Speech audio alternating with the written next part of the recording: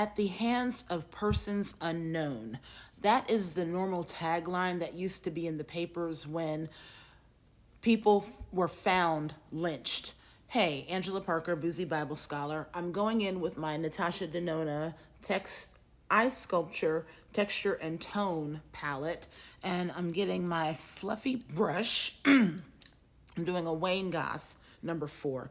I'm going in with, I'll try R1 today, R1.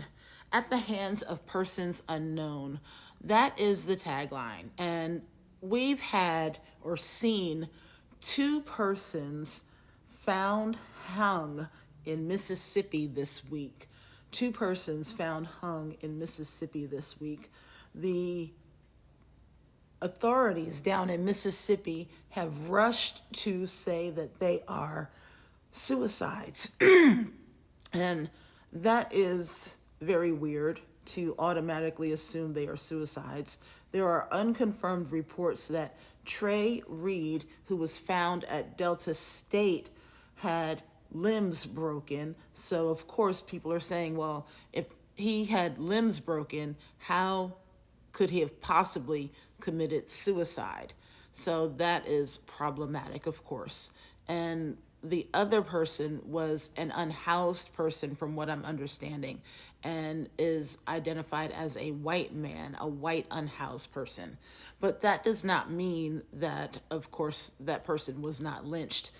The problem with that is because the person is unhoused, that is a person on the margins of society. You have to realize that when people are on the margins of society, that's also still being on the margins, which is classified as an oppressed person. I'm going in with N1 to deepen my outer corner. So I've just written a book entitled Faith Unlynched, Jesus' faith as Paul's both and out of Christian nationalism. And I'm arguing that in particular parts of the biblical text, Paul's literature specifically, we could think about Jesus as a lynched victim. And as we're thinking about Jesus as a lynched victim, Jesus exhibits his own faith as he walks towards the cross. And the idea that Jesus has faith means that we have to model the same faith that Jesus has. And as we model the faith that Jesus we have to walk with the people who are on the oppressed side of society, meaning the people who are close to being lynched. The Trey Reeds of the world, the Trayvon Martins of the world, the unhoused people of the world. And as we have faith, I'm going in with a flathead brush, and I'm going to try this C2 to see what it does, because I haven't swatched it yet. As we walk the way that Jesus walks, we exhibit Jesus' faith. See, we don't just creedally say we believe in Jesus, which we do, but we also are supposed to walk with the faith that Jesus has. And I often ask students, what kind of faith do you think Jesus had? And in the classroom, students will say, well, I never thought about Jesus having his own faith. And oftentimes when I go into churches and I ask that question, people often say, I've never thought about Jesus having his own faith. And so I will pose the question to you all. Have you ever thought about Jesus having his own faith? I flipped over my brush and I went into W2 right here. Yes, W2. And if Jesus had his own faith, what would his faith look like?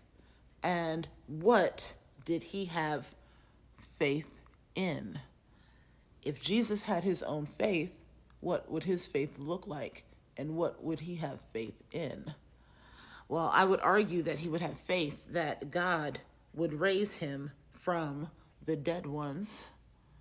The people that he would be closest to on the margins. So here's the final look, friends, with the Natasha Denona eye sculpt. And so I would argue that lynchings have never left us. We are still living in the midst of folks who are being unalived through the means of lynching.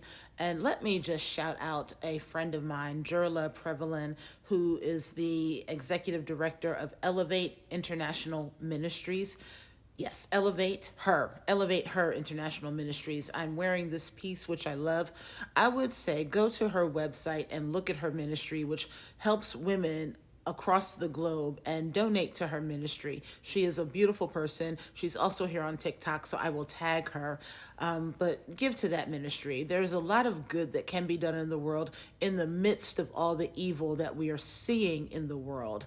Angela Parker, Boozy Bible Scholar, thinking about the faith of Jesus, thinking about what we can do in the world, and thinking about what it means to just walk with those who are closest to being lynched in the world.